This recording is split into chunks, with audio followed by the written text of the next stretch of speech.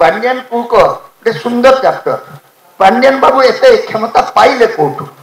पांड्यान बाबूंकर ए प्रकार मैजिकटा कोठु हला ए जो कुहकटी पांड्यान बाबू को एते क्षमता कोठु आसिला मु बिचारा पांड्यान बाबू को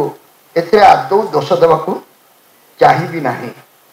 the fellow who is delegated और फर्दर डेलीगेटेड से ही एथिपाई प्रमुख दायी ओडिशा जातिर तापरे कौन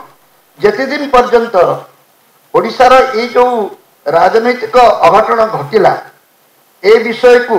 आम निजे हृदयंगम करी प्रकृत में दायी किए से जिनस को पिन पॉइंट करी आमे कहि परिबा नहीं सेति दिन पर्यंत आमे गणतंत्र पुनरुद्धार करि परिबा नहीं दोष करिबो जणे दंड पाइबो आउ जणे हु इज मिस्टर पांड्यन